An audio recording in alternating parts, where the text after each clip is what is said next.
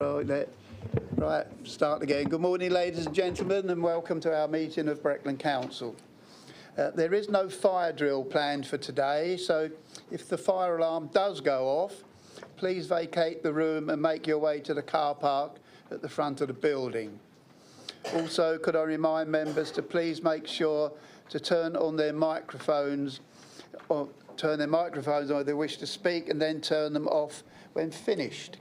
And also, can I say, I have representatives from my two charities here today, and they like collecting money. So can I ask members to keep their mobile phones switched on so that we can have £10 every time it goes off. If you do not wish to donate to my charities today, you are quite welcome to turn them off.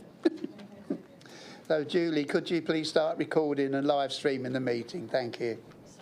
Done. Right. Apologies, Julie. Could you stop roll call first? Yeah, that's not on here. Oh yeah, invite Julie to do the roll call. Thank you, Chairman. Councillor Anscombe. Councillor Ashby. Present. Councillor Askew. Present. Councillor Atterwill. Present. Councillor Bambridge. Present. Councillor Bate. Present. Councillor Annie Blackburn. Councillor David Blackburn. Councillor Borrett. Present. Councillor Bowes. Councillor Brindle. Here. Councillor Marion Chapman-Allen. Here. Councillor Sam Chapman-Allen. Here. Councillor Clark. Present. Councillor Clausen. Here. Councillor Cogman. Here. Councillor Cowan. Here. Councillor Crane. Present. Councillor Duffield. Here. Councillor Eagle. Here. Councillor Fraser. Here. Councillor Gilbert. Here. Councillor Harvey. Present. Councillor Hewitt. Here. Councillor Hunter Clark. Here. Councillor Jermy. Councillor Kiddell. Here. Councillor Kiddle-Morris. Here. Councillor Kybird. Here. Councillor Land. Here. Councillor McCambridge. Councillor Monument. Present. Councillor Morton. Councillor Nunn. Here. Councillor O'Callaghan. Here. Councillor Oliver. Councillor Plummer. Here. Councillor Richmond. Councillor Sherwood. Councillor Suggett. Present. Councillor Samantha Taylor. Here. Councillor Sarah Taylor. Councillor Taylor. Councillor Terry. Councillor Turner. Here. Councillor Webb. Here. Councillor Wickerson. Councillor Wilkin. And Councillor Wilkinson. Here. Thank you. Are there any apologies, please? Thank you, Chairman. I have apologies from Councillor Annie Blackburn, Councillor David Blackburn, Councillor Jermy, Councillor Richmond, Councillor Sarah Taylor, Councillor Terry, Councillor Wickerson and Councillor Wilkin. Thank you. Before I go on, I'd like to welcome some... Sorry? Oh, sorry. Apologies from Councillor Oliver. Thank you. Anybody else? Councillor Yeah. Any others? No? Thank you. Before we go on, I'd like to welcome some young people here today who are here on work experience. We have Kira, Tilly, Jake, Duncan, Daisy and Emily. They're here for some work experience. I hope you're going to enjoy your time here, and maybe there's a former future chief executive amongst you, who knows. Anyway, thank you for being here, and I hope you're enjoying yourselves here. Thank you. Right, which brings us on to the minutes. Are members happy to agree the minutes of the meeting held on the 23rd of May? All those agreed? Anyone against? Any abstentions? No? No? Oh, right. Oh, these ones here? Yep. Anybody got a pen?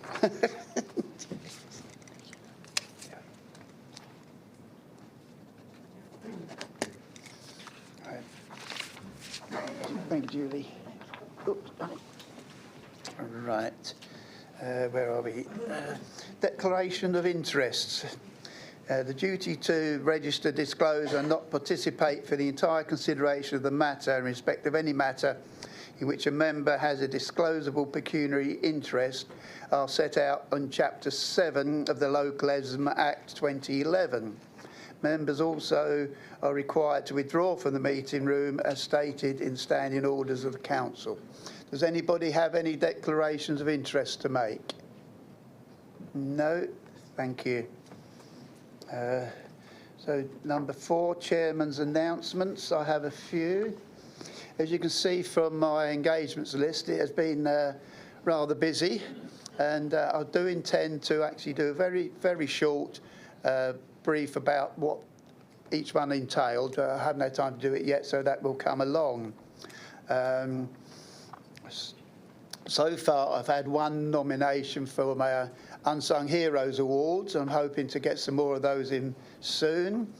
And apologies for it being late. There was a bit of a thing about who was waiting for who, but I have booked a disc golf day for next, is it next Thursday? Next Tuesday. If anybody has done it, it's great fun. And if anybody hasn't done it, come along and join in the fun. This is not a fundraising thing. It is a social gathering, which will not be charging for. That's coming out of my budget. But obviously, if anybody enjoys it so much they wish to chip into the charities, that would be very welcome. So if you can come, if you could let our secretary know as soon as possible, and hopefully we can get some people together for a fun few hours. The next thing is, my thing to raise money is to challenge me. We're calling it Challenge the Chairman. There have already been 1 or 2 wild ideas. I'm up for most things. I'm told by Maxine it has to be risk assessed, and then I was told by Sarah it has to be legal. So that's taken the shine off it. So if anybody does have any challenges, it's your way maybe of getting your own back for some of the awkward questions I've asked over the years. And it'd be nice if each town council could challenge me. And I know my 2 charities have also got their heads together and coming up with things. So that would be good. That's it for my chairman's announcements, I think. So next is the leader's announcements. Over to you, Sam. Oh, sorry. This is the point where I'm going to ask my 2 charities from the Big C and East Anglia Children's Hospice to come up and make a very short presentation about the work that they do. If you'd like to come up, ladies.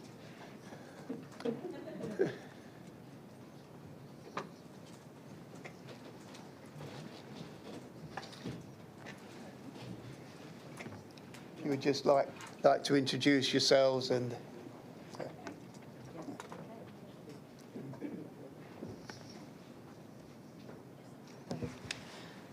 Good morning, everybody. Thank you so much for allowing me to be here today, and particular thanks to Keith for inviting me and for choosing Big C as his charity of the year along with each, because we're so grateful for the support of the community. It means so much to us. Our mission at Big C Cancer Charity is very much to support anyone affected by cancer. That's with diagnosis, treatment and through life beyond cancer. And it's both the individual and their loved ones. That's really important. Cancer can be a pretty scary word, and obviously the 1 in 2 statistics that one of us, that we're likely to get that in our lifetime is quite concerning. And every 2 minutes in the UK, somebody receives a cancer diagnosis. And for here in Norfolk, that's 8,000 people that we'll be looking after this year. So where Big C really sort of operates is in the space between the NHS and the services that they cannot provide is really the practical and emotional support that many people do need, and that's really where Big C steps in. We're very fortunate here in Norfolk to have the a big C, because not every county has the equivalent of our services. So it was the foresight of our founder, David Moore, who was travelling down to London to have his cancer treatment, who actually found the travelling more gruelling than the treatment. Those are his words, not mine, which really made him then decide to sort of do something about it and create something for Norfolk people. So we're obviously indebted to him that he's changed things so much. And 44 years on, we now have a very substantial charity with quite a depth to it. So if I could just touch on the depth of that charity, because I think not everybody appreciates. I think you probably see our support services, but you possibly don't know what else we do. So research is another element that Big C gets involved in. Very important for us that we can improve the lives of people in the future. And if we can, already we're looking to support research that can help with improving detection and improving life expectancy. So we're very proud to support a number of projects at Norwich Research Park. We've got 12 that are being operational at the moment, valuing nearly £1 million. So it's quite a hefty activity. Our services are in demand like never before. Because there has been a significant increase in the number of diagnoses, and that, in 2015, I think it was 2 million in the UK. It's predicted in 2030 to be 4 million. Now, that isn't necessarily because cancer is more ripe. It's because it's being detected earlier, and it's because we're treating people for longer. So I think, and we're getting better outcomes, and people are living longer. So there is a positive in there. But for us at Big C, it means that, our services are in much more demand. We've seen a 17% uplift in our service users in the last financial year. And we've obviously got to do our best to get the income in to support that. And so on the support side of things, we have 7 centres and hubs around the county. You get a very warm welcome. You can get referred by a GP, but equally you can just walk in, no appointment. You just come in, and we've got a group of people who are there ready to greet you and find out what you need. It's very much a holistic service, so it may be that people need sort of counselling or complementary therapy. It may be some welfare and benefits advice. That's been something that's been a godsend to so many people in recent years. I think our figures at the moment are saying that we helped, I think, 900 and odd people in 2003, and we put them in touch with £2.7 million worth of benefits and savings that they could make. So it's a really valuable service that we offer there. We also offer exercise and nutrition programs for those who are going through cancer. There are often sort of changes in their lifestyles that are needed, and we can help support them with that, which is quite important. And so we've talked about research, we've talked a bit about support, but the other area is education. We recognise that knowledge is power, and we're placing increasing emphasis on education because 38% of cancers are actually preventable. So if we can get out there explaining to our younger generations about the importance of diet and exercise, the changes to look out for everybody, changes to look out for to get that early diagnosis, to detect that and improve their chances. So we very much embrace collaborating and finding ways to educate. And we'd to Breckland, we'd put out if you'd like us to do a Teams call with your staff and have an education event just online, we'd be very happy to do that. Because online is really important as well. As I forgot to mention that, we have our support centres throughout the county, but we've also got a virtual support centre. So all of our services, apart from complementary therapy, are available through telephone or video call. So it means that, they're accessible to anybody. And when people are feeling, not their best, they perhaps don't want to go out the house and park up the car and visit a centre, but they can just ring us up. So, there's the opportunity to do that. So then finally moving on to income, because that's obviously what we're here to really try and get the message across. It's a massive thank you for being invited to be your charity, Keith. It's we feel very honoured that you've chosen us. And I think, can't emphasise enough how much we rely on, the community, because it is the fundraisers who do the skydives and the firewalks and the cake sales that really do make a difference. And, there's thousands of them out there. And we do have nearly 300 volunteers, so they're an absolute asset to us. They also support us, particularly within our shops. We've got 11 shops throughout the county. So if you're sitting there thinking, how could I personally help Big C? There are so many ways that you can do that. It could be a fundraising event or hosting an event, that type of thing, perhaps the obvious. But it could be donating clothes or materials to us. It could be buying from our shops, or it could be volunteering yourselves. There's so many different ways, and if we've got an event later in the year for those sort of more major donors who'd like to give regularly, if you've got people in the room or people you've got connected who'd like to come along and hear more about Big C, what it does, and whether it be a charity they'd like to support in the future, we'd love to have some names to invite to a special event that we're doing in the autumn. So I don't want to take up too much time. I'm going to finish there and just say that, I hope you have heard a little bit about Big C from sort of friends and family and know a bit about us. We do hear that feedback is really strong, that people value our services. And we very much want to keep them continuing. It costs us about £1.5 million to keep the support services going every year. So it's really encouraging that, we have got that sort of fabulous community, egging us on. It is truly brilliant. We do have very capable executive team. They've kept us debt-free throughout the pandemic, which I think was quite an achievement.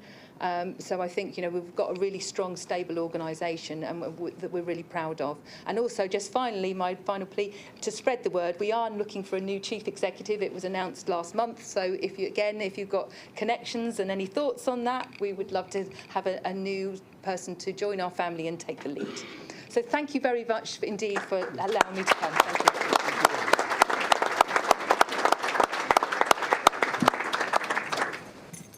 you. Thank you. Follow that. Wow.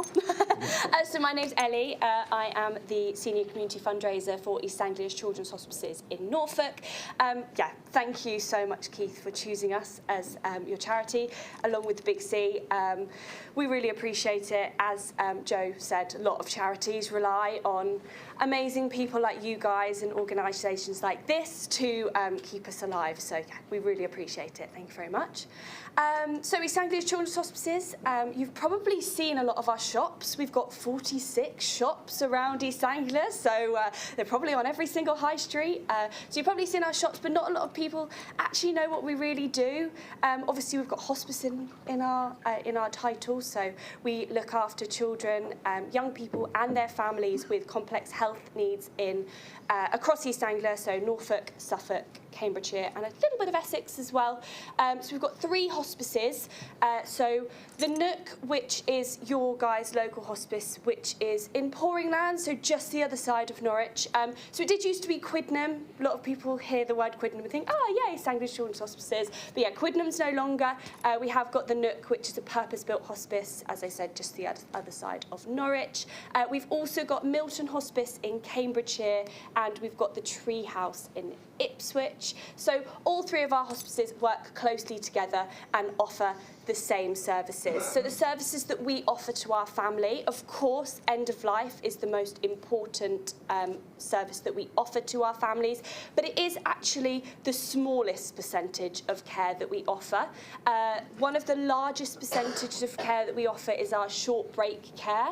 So we support families that really need us, that are really in need of just that little time alone away from the care that they have to give their child. And that might be little things like taking a sibling to the beach for the day, because if they've got a child with complex health needs and they can't get down to the beach isn't accessible, they don't have disabled toilet access, they have to think about their feeds, they have to think about the equipment they need to take with them. It's not a viable thing to do. So if the child with complex health needs is looked after at one of our hospices, they know they're safe, they know they're cared for, they know they are having the most amount of fun. So some of our hospices are called little holiday homes for their siblings, just because they are so fun. So the Nook has got a soft play area. We've just opened a brand new play area outside. They're amazing facilities. We do have open days, so if any of you guys wanted to see the amazing space just the other side of Norwich, then please do let us know, because we'll be more than happy to tour you around to see the facilities. Another portion of care that we offer is sibling days. So we really support siblings of the children that are in our support, so they can go out. They have the most fun when a sibling day gets released. I'm like, I wish I could go, because they're amazing. They go to Bewilderwood, they go to the local fire station, just to be around like-minded children. They don't have to talk about their sibling if they don't want to, but if they do, they know that the people and the children in their presence are going through the same thing as them. Whereas if they go to school, 9 times out of 10, no one's going through the same situation as them. So we, have a great support network for our siblings. And of course, we have memory-making days. The therapies that we offer our families and young people are amazing. So we have art therapy, music therapy, hydrotherapy, just because sometimes I've been in a music therapy session with a child before. They were non-verbal, and they were able to get their emotions out in the music therapy session. They're not the same as me and you. They can't tell someone how they feel. So they were able to get their emotions out via music, which was incredible to see. So yeah, we have lots of different varied options for our families, and each of our families there's not an A, B and C route through our hospice care. It's all catered to the family individually. So yeah, moving on to income, we have 15% support from the government, so that's statutory sources that it comes from. So that is quite a small percentage that we get. The largest percentage is from amazing people like you guys. It costs just over £8,000 a day to run one of our hospices. We've got 3, so it's a lot of money that we need to raise, and we can't thank you guys enough for your support. So yeah, thank you ever so much, and if you do have any questions, then please let Keith know, and I'm sure it will get passed over to me. So yeah, thank you so much. Thank you.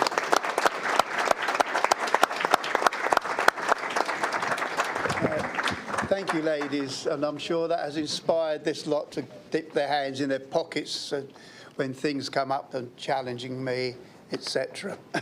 So I think next is over to you, Sam, for your chairman's and leaders' announcements.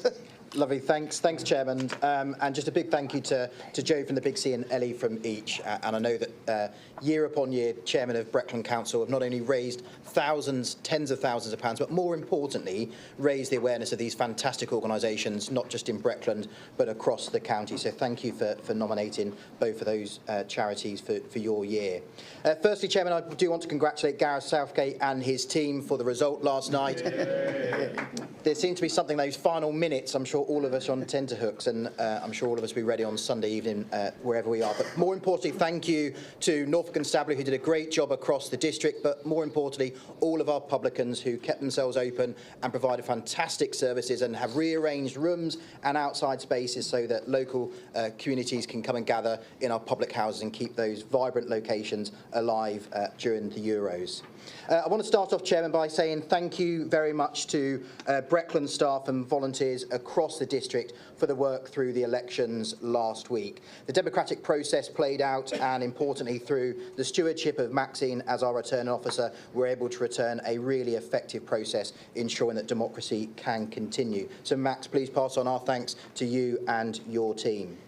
Beyond that, though, Chairman, just a couple of weeks prior to that, we had the 80th anniversary of D-Day, and this news around the world continues to show what important stead we as the public take with our armed forces and those veterans, and we must ensure that we can never take those individuals for granted. I want to just thank all the communities across Breckland who bidded in for money from ourselves, but more importantly provided activities across their communities to ensure that young people and those older people and those veterans were able to come together. It was a really important event, and I know that we marked it fantastically well across Breckland, and once again reaffirms our commitment to our armed forces and those veterans.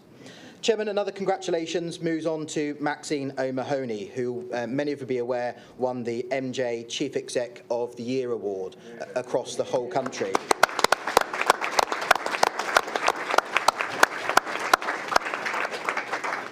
For Rob Walker, myself and others, it was a nerve-wracking time because we were the ones who were on the final presentation panel to ensure that we were able to explain Max's story while she's been the Chief Executive and why Max is a fantastic ambassador, not just for Breckland and Norfolk, but more importantly local government and the services which we provide. I was immensely proud that a District Council Chief Executive has been recognised, and I think it's testament to the work she's done in stewarding Breckland over these last couple of years as we've moved away from a shared senior management team with South Holland, but more importantly, the pandemic itself, and realigned how we operate to provide the fantastic services to residents and businesses across Breckland.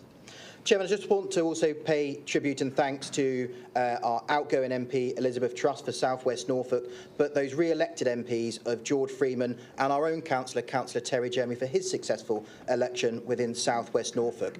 MPs have a really important role to play across the democratic position within the county and for us as Breckland residents. And I know that both of those will continue to work with myself and all of you in this room to make sure that our voice is heard in Westminster and that our services are protected and invested continuously as we move forward. And Chairman, it may not look like it outside the window today of summer, but it is the summer, and I know that there is a action-packed programme across the district of activities. And just yesterday I was with Paul and Sarah hearing the incredible work which the town councils are undertaking across their market towns over the July and August period. But of course, for us as Breckland, we're delighted that we have a zoo, and I know that many of you will be visiting Banham Zoo as you move forward, to outdoor cinemas, to flower festivals, to summer carnivals, to the Wayland Show, and there is something for everybody. If I can please encourage all of you with your incredible distribution lists and networks you've got to make sure that you're pushing out the awesome things your communities are doing so that we can continue to support those and they can go from strength to strength. The Council magazine will be landed on people's doorsteps any day now, and that will once again highlight all the work which is taking place over our summer programme. I just want to pay particular tribute to all of our market towns who have worked in partnership to deliver some of those programmes of activity. And Chairman, I will stop there. Thank you. Right. Thank you, Sam. All right. So we now move on to questions. On notice, understanding order number 6, we have received none. So then now we go on to questions without notice, understanding order number 7. I'll start with Councillor Clark. Thank you very much, Chairman, and thank you for the tributes that you've made to the leader, particularly around the D-Day celebrations, which is personal to me as my father was involved around Gold Beach and Arromanches with his flotilla. My question without notice is directed to Councillor Paul Hewitt, Executive Member for Property and Projects. I'm aware that there's a presentation this afternoon about the car parking strategy and a proposal at Breckland Cabinet on Monday, which I shall be attending and listening to intently.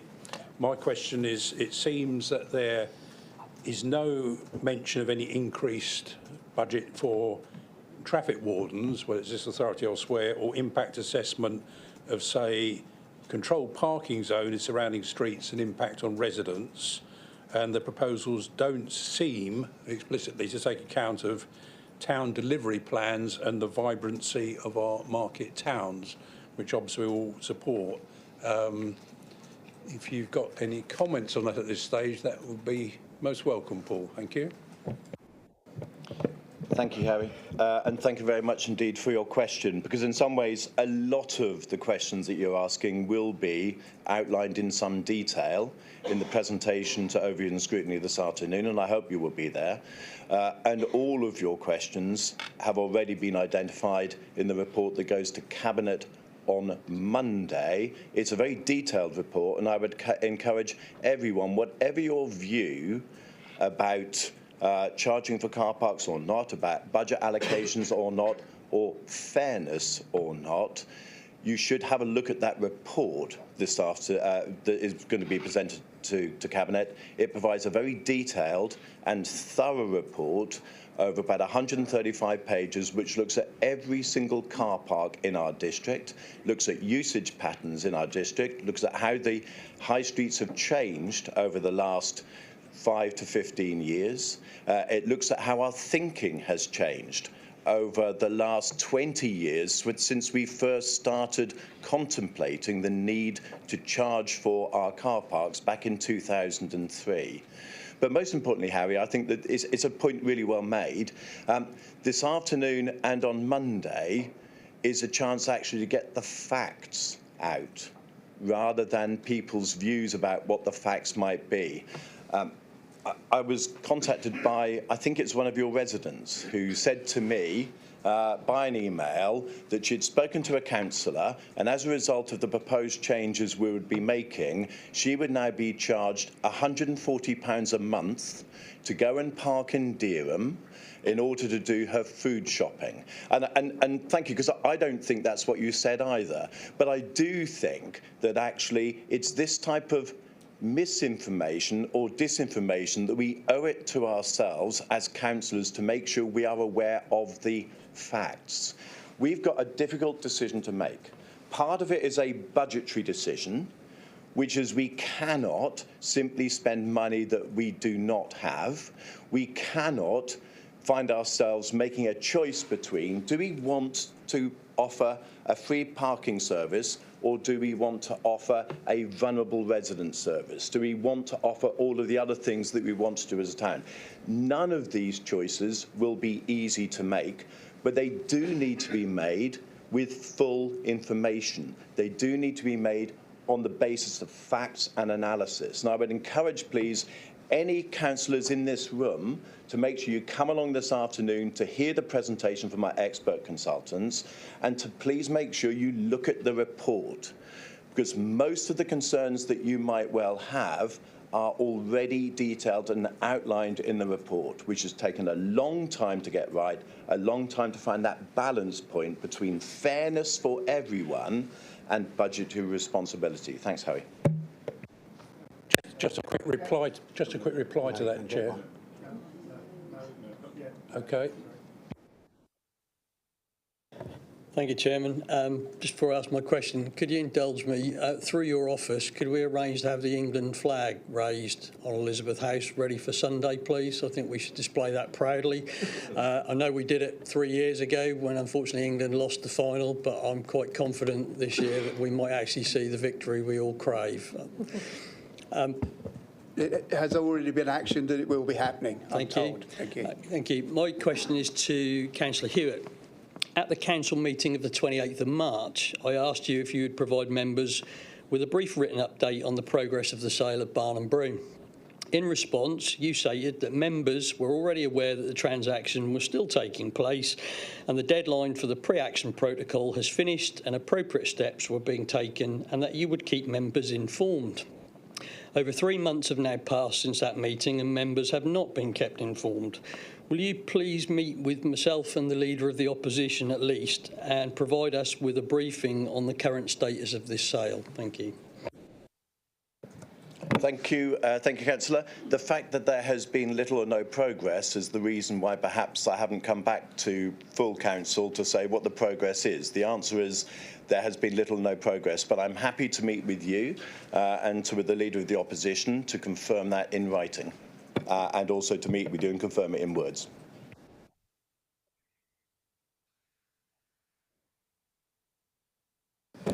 Thank you very much, Chair. This one's for the Leader. Morning, sir. Following the announcement of a of the chair of the Thetford Town Board without any consultation with either Thetford Town councillors or indeed the 8 district councillors from Thetford. I'm concerned promises made to put the town council at the heart of the process appear not to have been honoured. It was made very clear to you, Sam, that we didn't want a process hijacked by Breckland, yet here we are. So what can you say to the councillors and residents of Thetford angry that their representatives have already been excluded from the very first part of the process?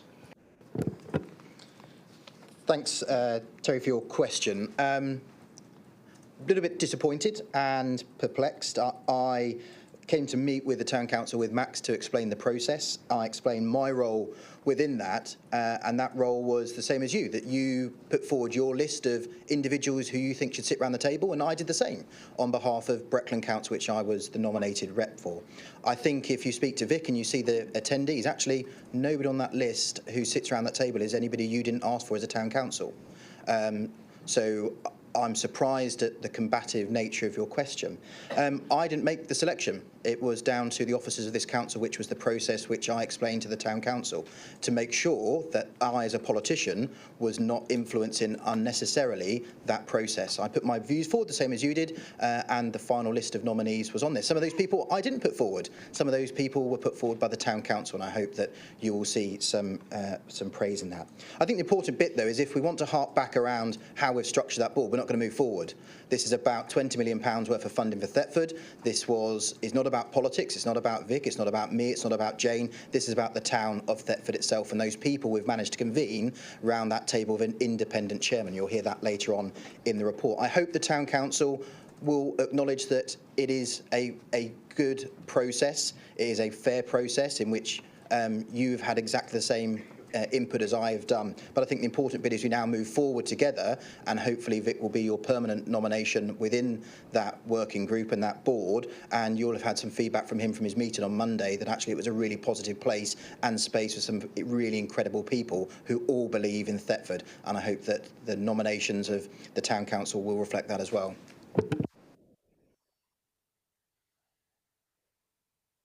Councillor Cadell, please. Thank you, Chairman. Sorry, Paul, this is a question for you, Councillor Hewitt. Why is it that the consultant contracted by this council actually came back after doing his consultation and recommended that Watton did not need the parking as we didn't have enough churn within the town? Why is that now included in to be part of the charging process? And has anyone asked Tesco's within Watton, because Tesco's will be totally inundated? Also, we as a council are striving to promote the Digital Media Creative Centre in Watton. That's going to bring a lot more people to the town, with now having to pay for parking. So this is going to absolutely be the death knell for Watton, who is already struggling with empty shops, and we're trying to get people in. Can you ask me why that consultant wasn't listened to, please? Thank you, Councillor Cadell.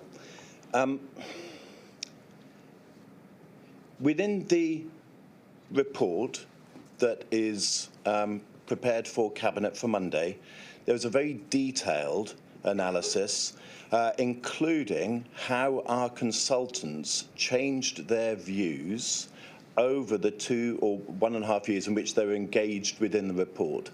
We thought that it would be fair to everyone to make sure that you can see everything rather than taking pieces out and leaving you to fill in the gaps. At an earlier iteration of the consultants' report for Watton, they approached a decision about car parking on a purely financial and economic basis. Their conclusion was, because of the large number of on-street and off-street parking availability within Watton, because of the wideness of the streets, including Norfolk County Council, private car parks and otherwise, because at least one of the car parks in Watton Close actually showed evidence of it being underutilised. The recommendation from a purely economic perspective was we would probably be better off to sell that car park for housing and housing development and leave the other car parks in situ. Now, they actually changed their view in consultation and being aware of the Watton plan. And as I say, Councillor Clark just picked up the point, in fact, that there are county and other district transport plans in place.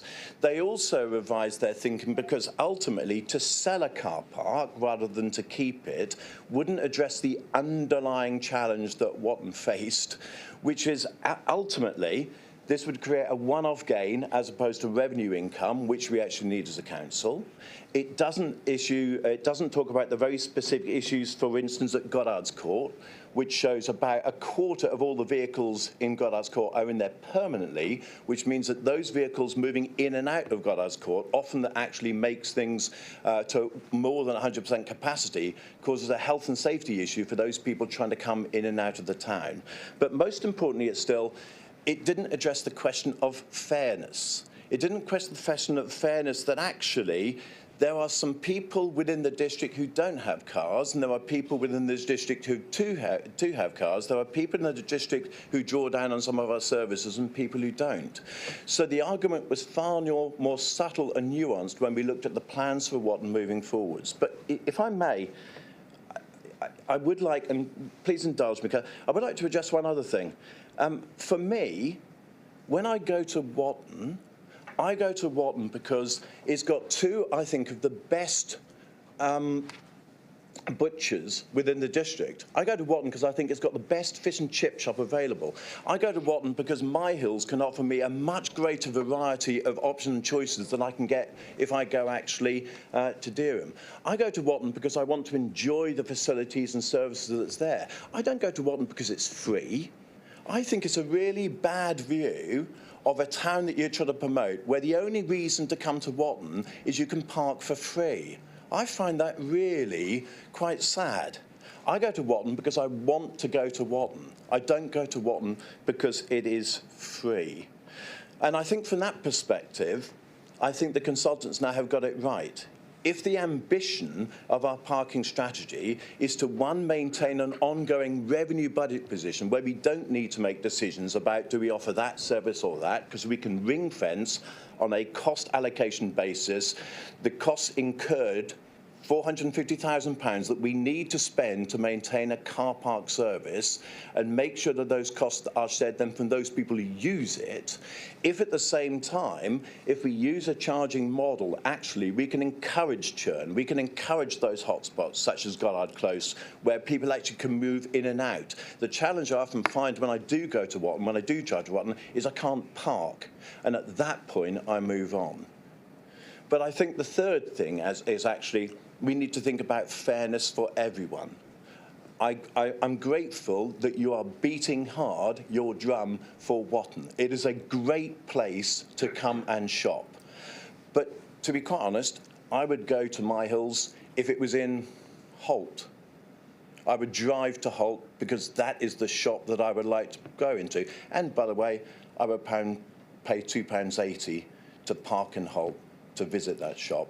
Whereas in Watton, I can spend 2 hours walking around Watton, getting all of the services that Watton provides, including the fantastic coffee shop that's opened up just down the road from the dentists, which I really do like and I'd recommend, but no disrespect to other towns who also have coffee shops there. And I would pay 50p for the ability to walk around Watton for 2 hours. I know what I would rather choose. Yeah, thank you. Councillor Cogman, please. So that's Councillor McCambridge, please. Thank you. I also have a question about the car parking report, which I'll direct to Councillor Hewitt, but you can decide if you're best placed to answer it. So in my day job as Sustainability Officer, I recently facilitated a Green Travel Week where I encouraged staff to reduce car use and engage with them to understand barriers to swapping their car for public transport or active travel when commuting to work in Thetford. There were two barriers to behaviour change which stood out to me. Firstly, there just isn't the infrastructure in place to catch the bus to work in Thetford from the majority of local towns and villages. And secondly, the poorly planned and non-existent cycle paths mean that many people do not feel safe to cycle on the roads, especially during rush hour. And in the Working Smarter 2035 section of Breckland's corporate plan, it states that a key outcome to continue to reduce our carbon footprint and enable residents to take action themselves. And for the majority of our locals, the only convenient or possible option is to drive to access the town centre. And by charging, we're really kind of holding them to that's the only way to do it. So in my opinion, it's just one of the numerous and pressing challenges the council needs to deal with before considering this car parking charge. So can you please tell me the council's intentions to lobby for and implement improvements to public transport services and active travel infrastructure throughout Breckland? Thank you. In terms of the specific question, I can. We do lobby, we continue to lobby. And one thing we need to be absolutely clear about is twofold. One is charging for car parking, which is the context of your question, is one part of what we need to think about in terms of a series of budgetary choices we're making moving forwards. But the second part is that any approach that we need to make, whether we think about charging or not charging, whether we think about free periods or otherwise, is we need to balance those with the other transport needs of our partners.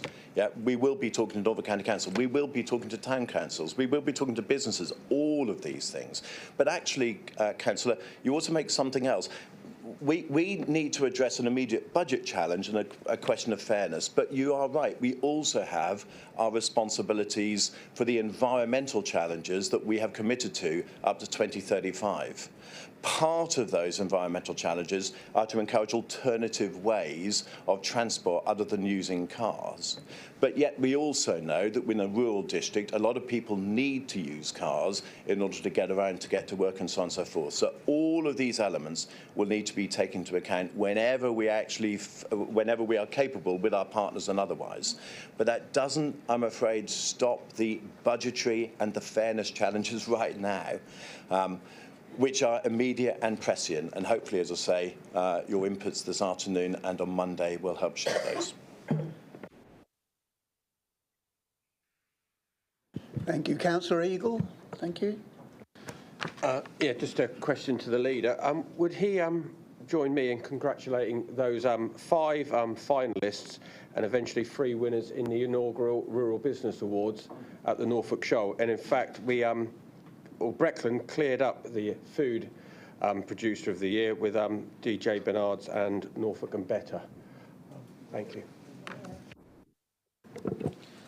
Thanks, Chairman, and I'm delighted, and we're really pleased as Breckland to be able to sponsor and support Norfolk County Council and your initiative to raise the awareness. And what a fantastic turnout it was, and some of the nominations, which I understood you had to sit through all of them, actually it was a really difficult task to narrow down on. Thank you to Sarah for doing it. I was delighted that not only did we win the food category, but we had 3 winners across Breckland, which goes to show that work, which in conjunction with yourselves and our dev team is going from strength to strength to make sure we're raising awareness for those small and medium businesses, to make sure that everyone has the opportunity to grow their workforce of today, tomorrow, but more importantly, make sure that their businesses have the stability and the strength and the support of both the County Council and the District Council. I know that you've just written to us to ask for us to support it next year. We'll be delighted to, as Breckland District Council. We're working through that on our budget, but thank you to you and your colleagues across the county for raising awareness of all those rural businesses who sometimes have previously gone unnoticed.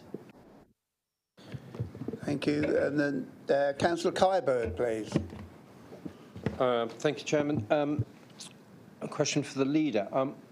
Sam, would you agree that the substantial work put into the Thetford Area Action Plan, including the cycling infrastructure, is still in date and is a place to refer to if you want to know more about Thetford?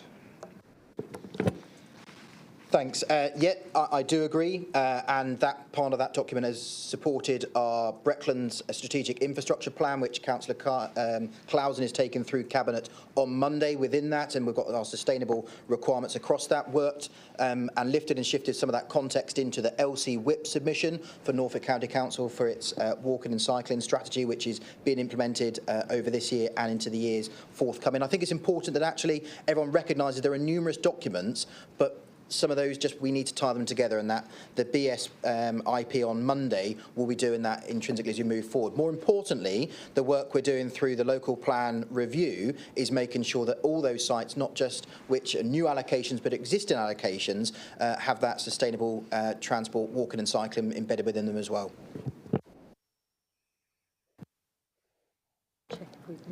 Yeah. I don't think there are anybody others. Yes, Councillor Wilkinson. Thank you, Chairman. A question for Councillor Hewitt, or just would you, Councillor, would you agree with me that the possibility of charging on car parks and the adding of CCTV will move the way the antisocial behaviour, which has blighted our car parks? I've worked with the Breckland Snap for many years now, and the Swaffham Theatre Street and Dereham Cherry Tree, and one whose names escape me in Thetford, have been blighted by antisocial vehicle behaviour, and we've worked very hard with signage, with the police, with Breckland Council officers, and it doesn't really seem to be having the effect we'd like. So I'm just wondering if you'd agree that the possibility of charging will help to remove antisocial vehicle behaviour on car parks.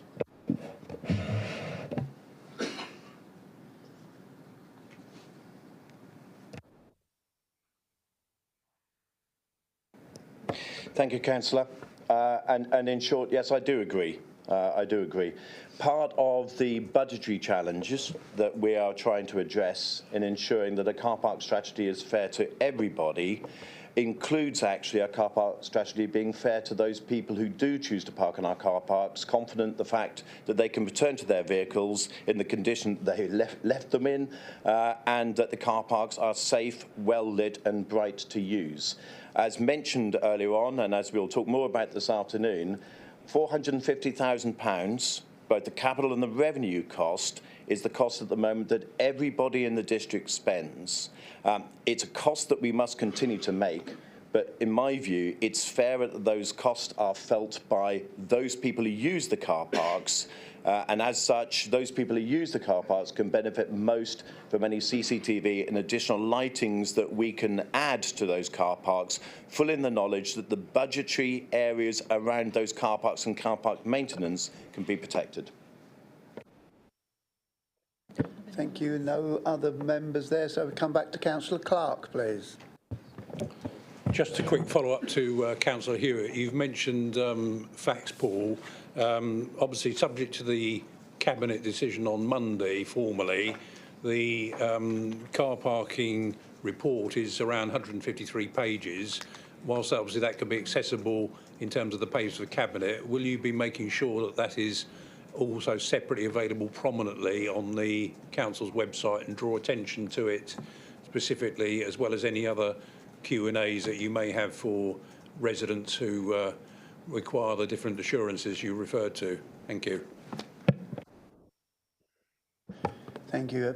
Councillor Ashwell, did you have another question? Councillor Hewitt needs to answer. Oh, sorry.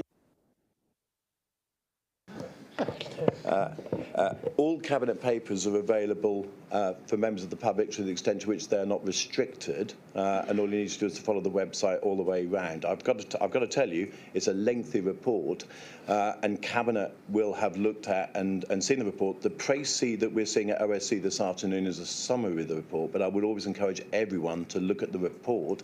If you have any questions in relation to the report, pass it on, or actually turn up at the Cabinet meeting on Monday, where those questions can be addressed. There is a web page, incidentally, on our Council Available website that talks about some of the frequently answered or asked questions that I think how you have identified, which actually we've structured in such a way that they should address most of the initial concerns that people might have until they actually are fully aware of the facts. Thank you for that. Councillor Atterwell.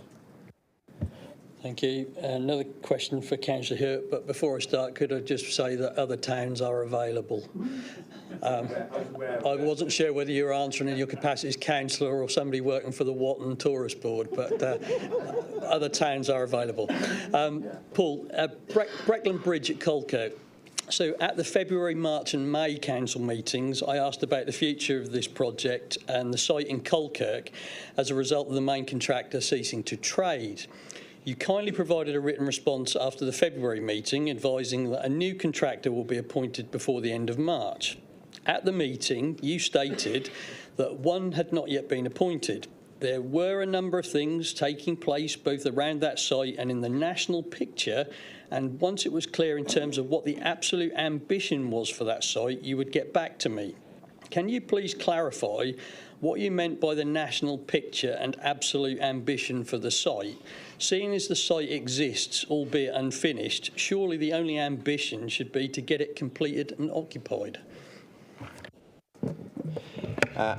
And I'll be honest, if only it was that easy, Roger. I mean, a contractor has been selected and we're still trying to work through the financing conditions. But you will be aware, certainly in your role in terms of your business, that both the national and the local position have changed considerably since that site was initially granted planning permission and started building on. You will be aware, of course, that the original contractor selected for that site actually has gone bust. One way of approaching the decision is let's push ahead, come what may, get the houses completed and sell them at any cost. But that would not necessarily be a financially prudent way. Another alternative might be, and there hasn't been a decision around, but when you talk about alternative positions, is that we might say, actually, here is for sale a part-completed site. Would you be interested in it? A third option would be to change contractors and build out piecemeal. That's what I mean in terms of conditions. We don't just push ahead on the grounds that something has started. At every stage in any project, we need to assess what is the best outcome viability, in our instance, for Breckland residents through the Breckland.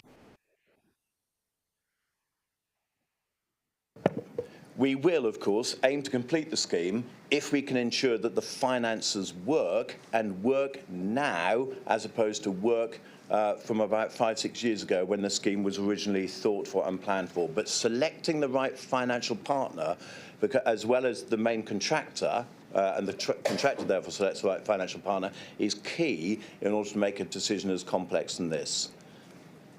Thanks. Thank you. We have about 1 minute left if anybody has a quick question that needs to receive a quick answer. No? Then we carry.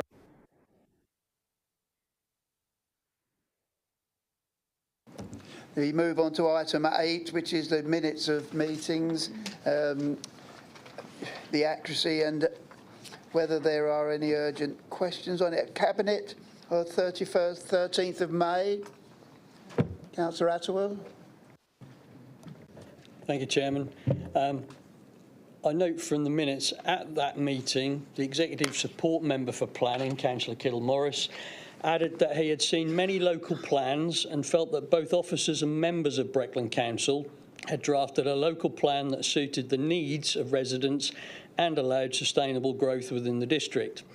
Having reviewed the responses received in the earlier consultation and attending the Parish Town Council consultation event in Dereham recently, it's obvious that the overwhelming majority of individuals and parish councils want to retain their settlement boundaries. And indeed, there was palpable anger at the consultation event that these were being removed. Given this fact, how can it be true that the draft local plan in its current form suits the needs of residents? And will you commit to retain these settlement boundaries if the majority of parishes wish to retain them?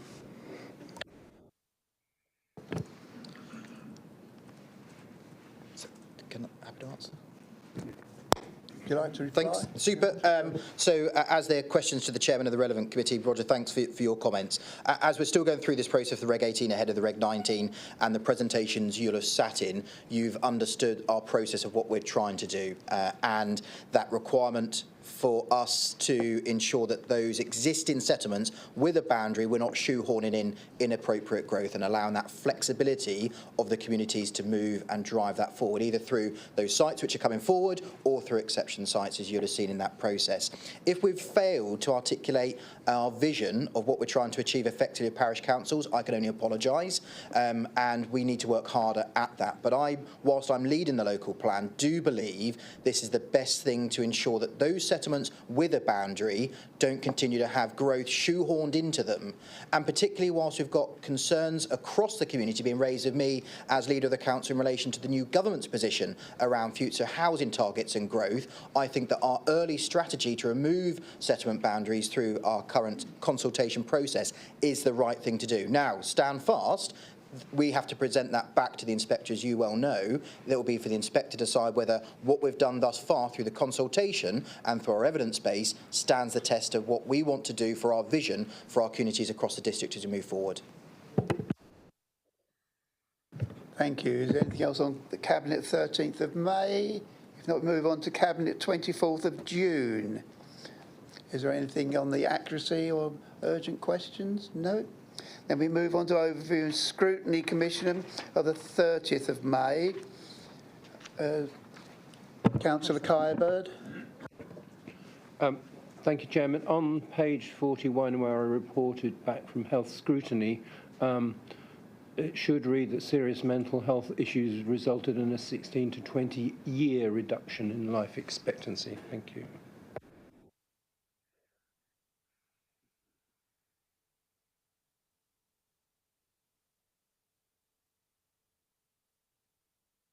Are you happy with the accuracy of the minutes?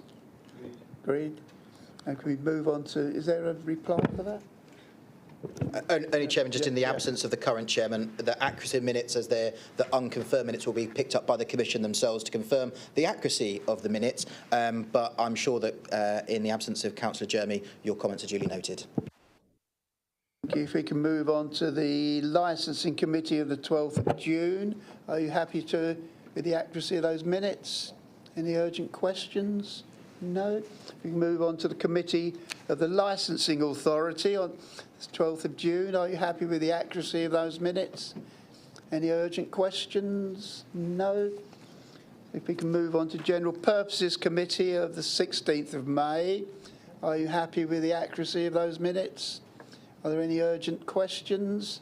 No. Brings us on to the Planning Committee of the 4th of June. Are you happy with the accuracy of those minutes? Any urgent questions? No. Good. So it brings us on to item number 9, the long-term plan for towns, Thetford. That's over to you, Sam. Lovely. Thanks, Chairman. And just to try and lift this, the mood around the long-term towns fund and how much Breckland Council, I'm sure the Town Council does in turn welcome this £20 million commitment. A week's famously a long time in politics, and the national picture has changed since we debated this previously in May of this year.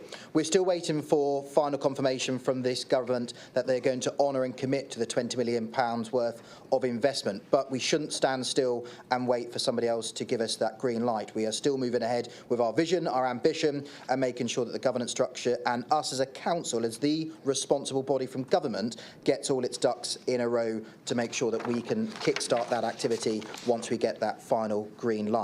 I have written to the Deputy Prime Minister to make the case for Thetford and plead for her to ensure that this commitment moves forward at pace. As I said earlier in a question to myself, Chairman, we've had our first informal meeting of the board, which has been established, and we're waiting for our next meeting, which will be the end of July, to confirm the vision and the strategy as we move forward and how we're going to consult with the residents of the Thetford area.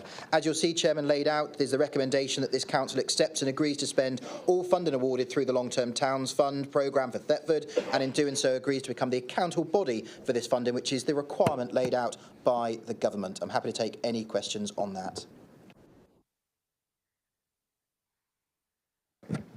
Are there any questions? Councillor Atterwell. Thank you, Sam, and thank you for the comprehensive report. Just one thing to note, on page 70 of the report, the information about particular seat numbers for each of the the different bodies attending seems to be missing. That column is empty. I just wonder if we could populate that, please. And I'd just like to ask you about the independent chairman position.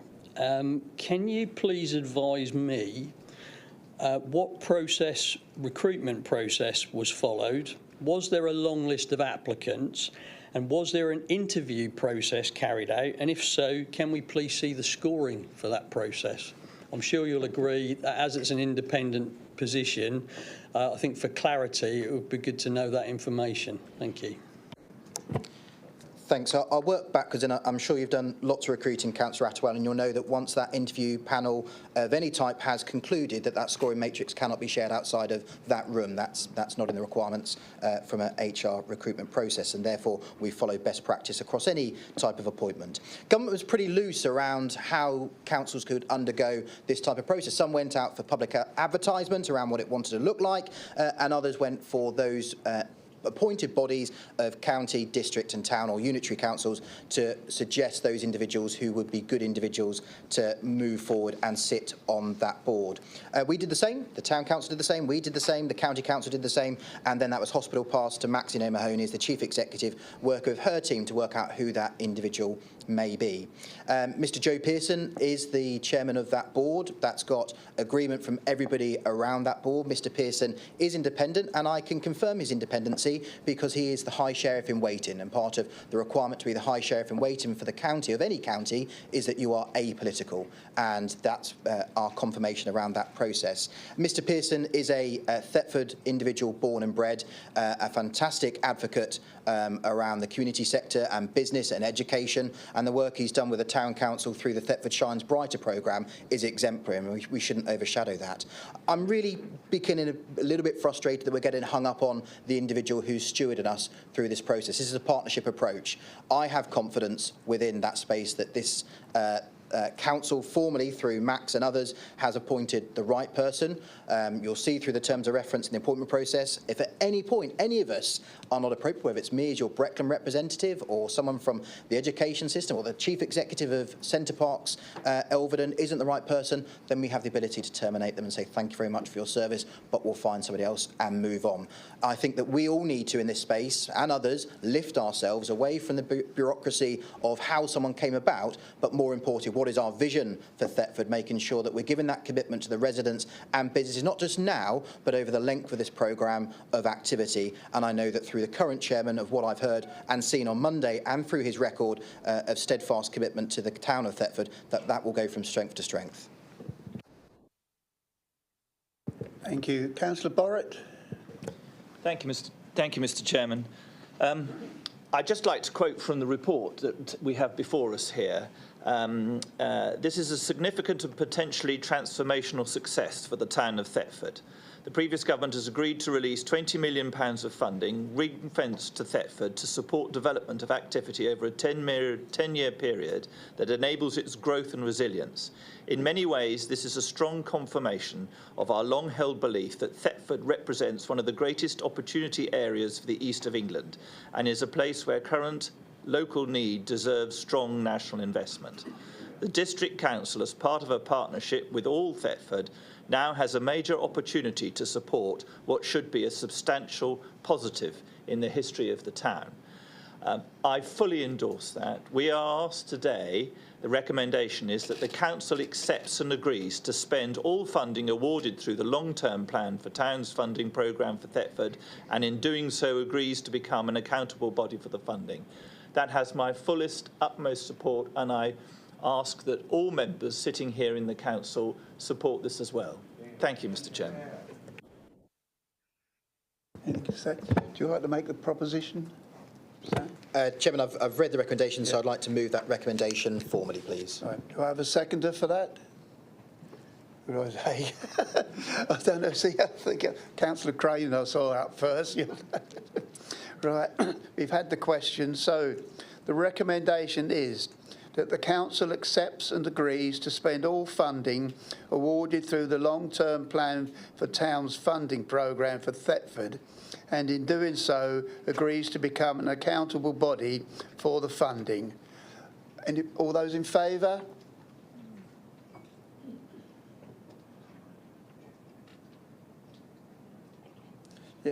Yeah, anyone against? Any abstentions? No, that is carried. Thank you. So move on to item 10. This seems to have been an awful long while in the making. I think I was part of starting this, I believe, 7 years ago. So yeah, Watton Neighbourhood Plan. Over to you, Sarah. Thank you, Chairman. And it does seem a long while ago since we brought this to Cabinet on the 8th of April, but a certain democratic process has got in the way, hence us only now being able to bring this to you this morning. So, as has been alluded to, the Watton Neighbourhood Plan area was designated in August 2017 and has subsequently been subject to a formal public consultation followed by an independent examination and referendum. And at the meeting of Cabinet held on the 8th of April 2024, the plan was made by Breckland Council. This means that the plan can be used alongside the Breckland local plan to determine planning applications within the neighbourhood plan area. Under the neighbourhood planning regulations, there is a requirement for the council to illustrate geographically the application of the policies in the adopted development plan. And as such, the council's policies map inset for Watton will be updated to show any relevant policy designations. Changes to the policy map must be agreed by full council, and this is the purpose of today's report. And on page 76 of the agenda today, you will see the recommendation from Cabinet, which is to amend the Breckland District Policies Map to meet the requirements of paragraph 9, Town and Country Local Plan in England Regulations 2012. Thank you, Chair. Thank you. Are there any questions? No, I would like to make a little statement on how important this has become, because, as I say, this started 7 years ago. On our very first public meeting, the big concern of Watton residents was flooding. And from there, we formed a flood a subgroup to look at it, which became the Watton and Sayham-Tony Flood Action Group, which I know a lot of you have seen the work that has been done, particularly by our chairman, Liz Witcher, who's an absolute star with this. And she, through this, has been pushing the County Council, the highways, the Environment Agency and Anglian Water. And the rapport and understanding we've built up with these people over the years has led to some big things happening in Sayham and Watton. So it is a way that by getting into the nitty-gritty through something like this, big changes can be made. And we're now starting to see the benefits of what has gone on. So, okay, so we have, do you put a proposal? Yes, I'd like to make, I've read the proposal, I'd like to, put that forward, thank you. Yeah, do we have a seconder for that? I'll take Tina Cadell as a Watton member. Thank you. All those in favour?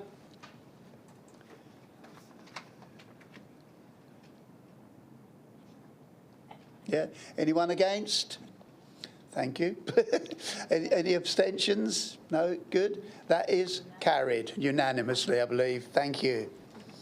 So then we can move on to item 11, the quarter 4 financial report. Over to you, Councillor Cowan. Thank you, Chairman. Colleagues, good morning. Or is it afternoon now? No, it's still morning. We've had a good debate so far. We have before us today the quarter 4 finance report for the year 2023-2024 that was reported to Cabinet on June the 24th when the papers were debated and scrutinised. As stated at that meeting, the final outturn position demonstrates that despite the significant cost pressures being experienced by this council through factors outside of our direct control, Breckland Council is able to mitigate those external pressures and produce a balanced outturn report for the year. Yes, this has meant that we've had to draw down monies from the general fund, as you can see from the papers, to achieve this, but it is testament to the sound financial management, I believe, of Team Breckland that the general fund has reserves sufficient to enable us to meet the shortfall that was not anticipated at the start of the financial year. And that all of that whilst maintaining the general fund at its minimum balance of £2.5 million.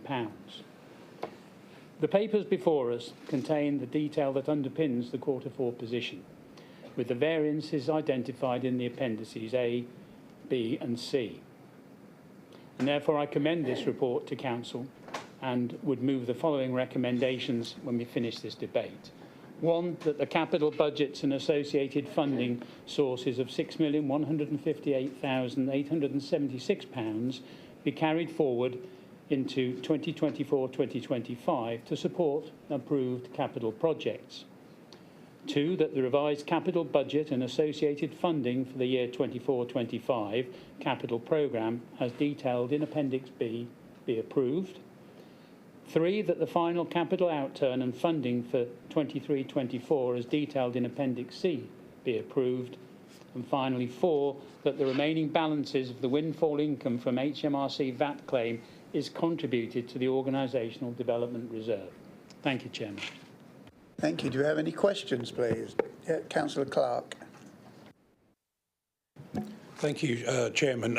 Question, thank you to Councillor Cowan on the initial report there. I note that, as you say, we had a 409k outturn overspend, some which was out of our control, if you attributed there to temporary accommodation and so forth. You've also mentioned the HMRC windfall that we had, and some of that's obviously contributing to offsetting the 409,000 outturn.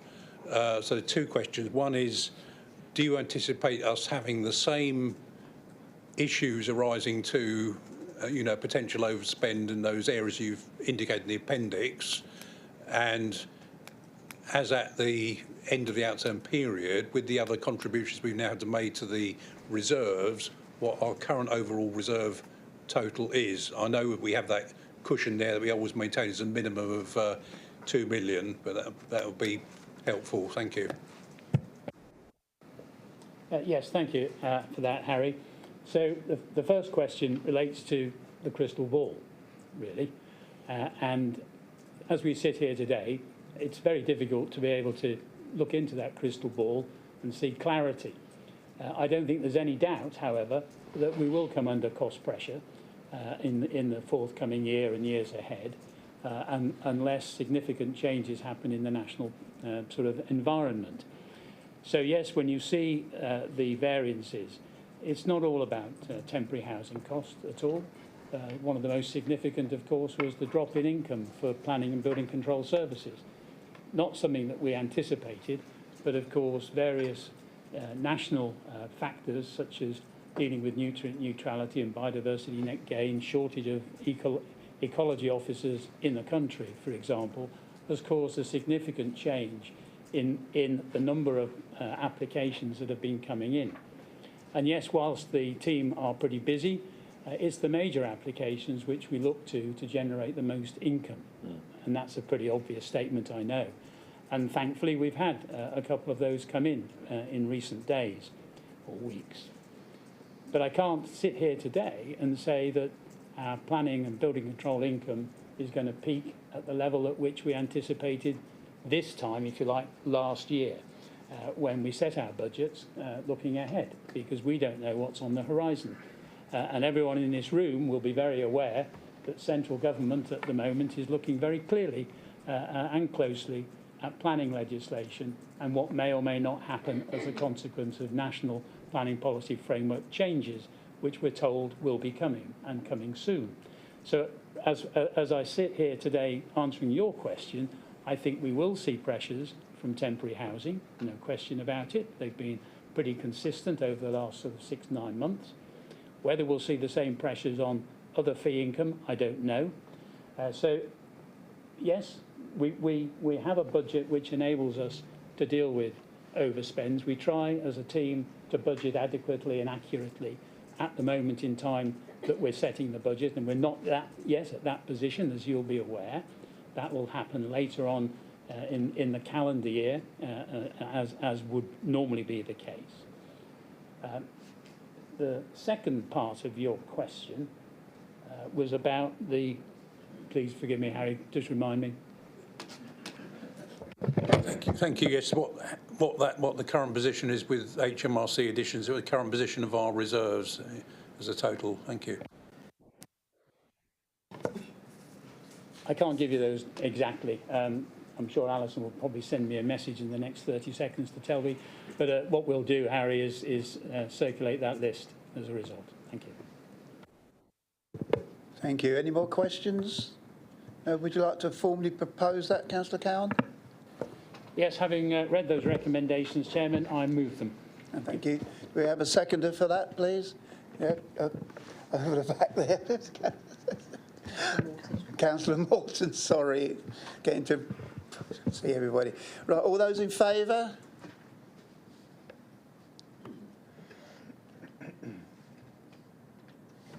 Yeah. Anyone against? No. Any abstentions? No. Thank you. So if I put... Right, so the recommendation is that the capital budgets and associated funding sources of 6,158,876. Do I need to read it all? They've already been done. They've already been done. Okay, I don't need to read them. We've done it. I'm sorry. It's been approved. I'm sorry. Right, so we move on to Treasury Management outturn. I think that is once again over to you, Councillor Cowan. It is indeed, Chairman. Thank you. So the Treasury Management outturn report before us today was reported to Governance and Audit on the 25th of June last month, when the papers again were debated and scrutinised. And as a result of that process, there are two recommendations to put before Council as follows. I suppose at this point it's worth saying that there's an awful lot of detail in there in the Treasury Management. And to be fair to most councillors, a lot of it is, it might as well be Greek, I suppose. But there is a lot of detail in there, and that was discussed at Governance and Audit. And I think we had a good debate on some of the key factors that were brought out at that moment. So I would actually repeat the recommendations ahead of any debate. The first is that the actual 2023-24 prudential and treasury indicators within this report are approved. And secondly, that the Treasury Management Annual Report for the year 23-24 at Appendix A is also approved. I'm happy to take questions, Chairman. Thank you. Yeah, any questions? No, you had an easy ride on that one. The recommendation has been put. Can I have a seconder, please? I think we had Councillor Kybird for the first one I saw. All those in favour?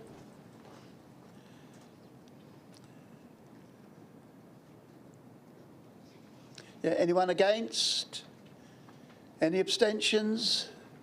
No, that is carried. Thank you.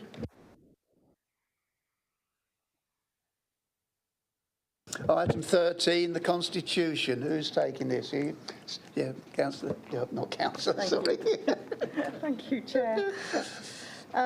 The amendments to the Constitution concern Standing Order number 7, which is questions without notice, and the amendments concern the process of asking those questions, and if approved, it's considered that it will provide a more equal opportunity for all members to ask questions. The amendments have been considered and approved by Governance and Audit Committee at their last meeting. In terms of the amendments, the first cycle of questions remains the same in that the leader and deputy leaders of the opposition have the first bite at the cherry and are able to ask the first questions, and then it goes to the members as a whole. For the second round, that's where the amendment comes in that all questions from leaders, deputy leaders, etc., and members will go into the round, and it will be in order of those members that raise their hand and those members that have indicated that they wish to ask a question. So the actual amendment, as you can see on page 119 of the agenda, and apologies, we've spotted that there is actually a typo.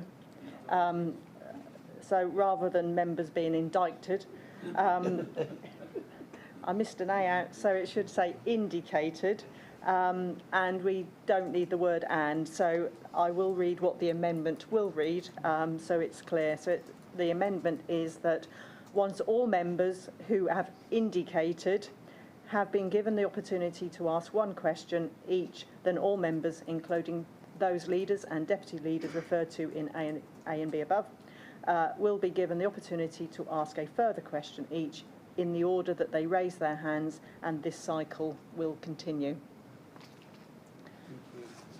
Thank you. Are there any questions? Councillor Clark. Thank you. Yes, it's actually a comment, Chairman, if I might make that. I was I'm a member of the Governance Audit Committee. I did raise concerns at the Governance Committee about the proposal. I did say that it wasn't necessarily one of the hills I was choosing to die on, but I did make the point that there was, whilst the opportunity to ask questions without notice is normally a strict 30 minutes, and I think as our fantastic solicitor pointed out that the chairman has got discretion to go over that. That's pretty rare. But I think that when you have a majority group and you have an executive and a cabinet system, you should be afforded as much opportunity for scrutiny and questioning. The suggestion that I did make, which didn't find favour, was that when questions are invited without notice, that you could go to make sure that's equitable to go from one, as it were, one side of the room to the other, so opposition, the ruling group, etc. So you get an equal turn in turns, and not necessarily relying on our fantastic chief executive to and the chairman to note all the hands that have gone up at the same time.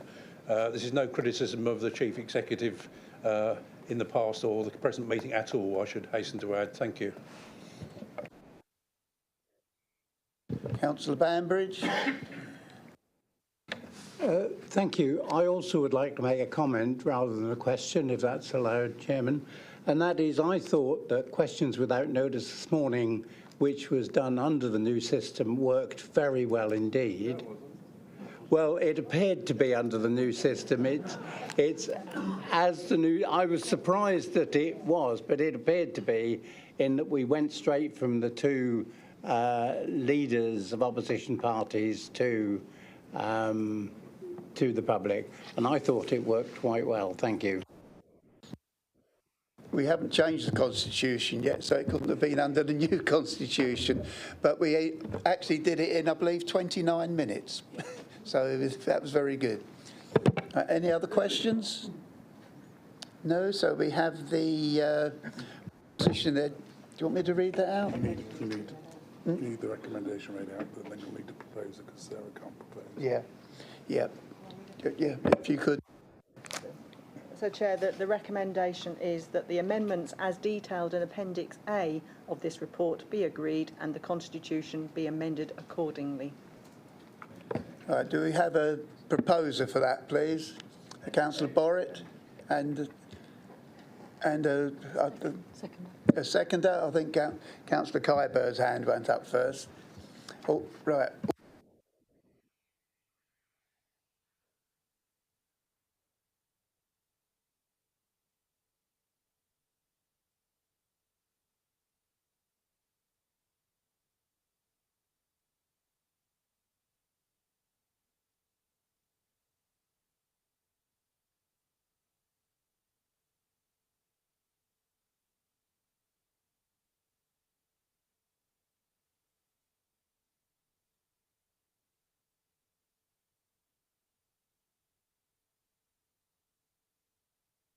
Any abstentions?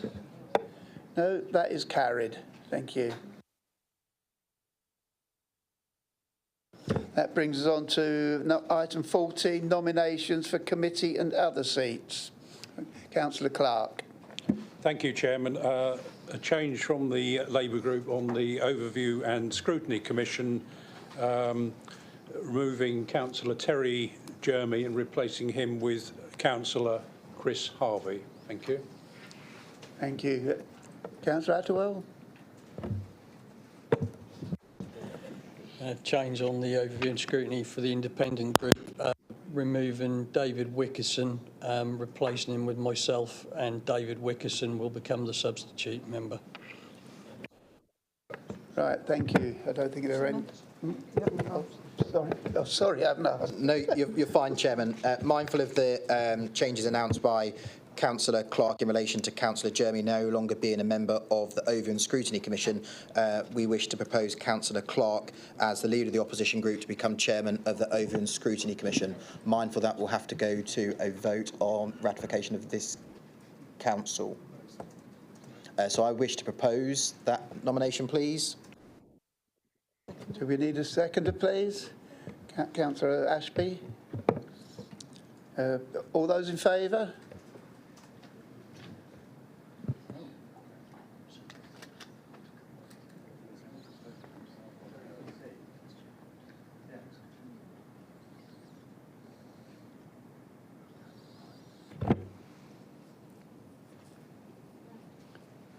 Any against? Any abstentions? Councillor Clark, are you abstaining? Just one further change on the committees, Chairman. Councillor Land will be coming off planning. Can we just finish this one first? Sorry? It's your nomination, Harry. Are there any abstentions? Yeah. Because I did ask it. Any abstentions? No. Right. Back to you, Councillor Clark. So ahead of myself there. Thank you, Chairman. Thank you, Leader. Councillor Land is coming off the Planning Committee and also as a reserve. No, as a reserve. He's coming off it as a reserve. Yeah. Thank you, Councillor Land. Thank you. Is that it? Right. Thank you. Right. Right. So, any other items which the chairman decides are urgent? I have none. In which case, meeting closed. Thank you. Thank you all for attending.